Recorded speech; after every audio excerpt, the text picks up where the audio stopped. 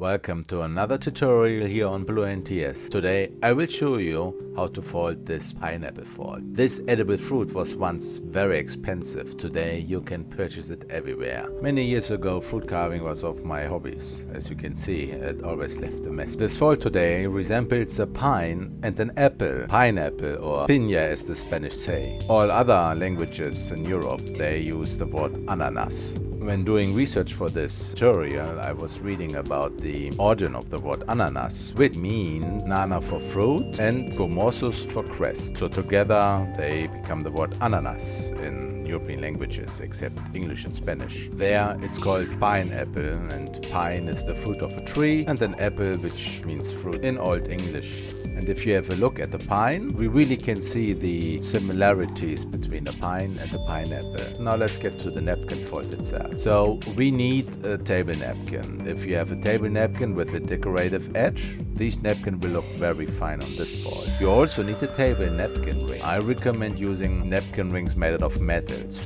This fold suits any occasion, as this fold is very fruity, so to speak. You could say this fold is perfect for pool parties, as you also have a pina colada as cocktail, or weddings, as this fruit actually resembles a special meaning. If you want to know that meaning of upside down pineapple, just watch until the end. I'm using 51 by 51 table napkin made out of white damask cotton and a table napkin ring of 3.5 to 4 centimeters. If you are in the private setting, then you could also erect this fold, and then it looks more massive, intriguing to the eye.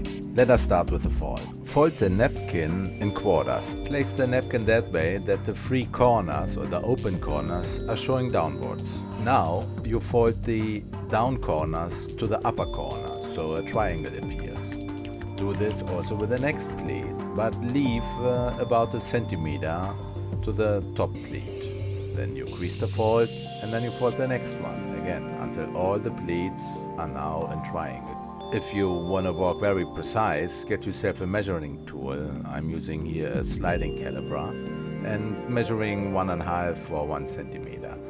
Especially if you start folding this, do every single pleat the same size or the same width, as this looks very pleasing and aesthetic to the eye later on when the fold is done. Now you crease everything using a folding bone, making sure that all the pleats are very flat.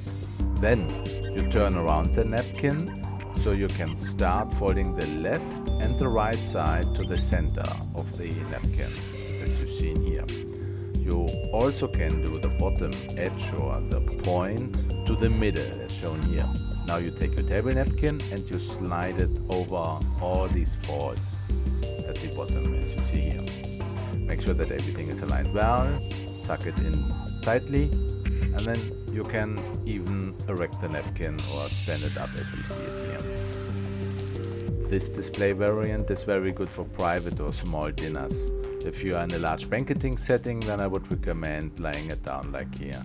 That way nobody can accidentally throw over the napkin, which then hits another wine glass, and if it's red wine, you know, things become very ugly from there.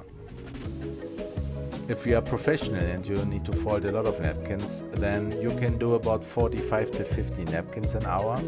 You could use a ribbon band or a string instead of the napkin ring. That way, you know, you don't use or lose any precious napkin rings. However, a napkin ring looks much more luxurious and is very pleasing to the eye. But if you have a very nice ribbon band of at least 2 centimeters thickness, then it should be fine as well. So that concludes this tutorial. From now on, I will not narrate this fold anymore, and you just fold along. I would love to thank you for joining, to be up until here. And if there are any questions, please leave a comment. And that leaves me just like to say, as always, hit the like button, subscribe to the channel, and turn on the bell. Thank you, and bye bye for now.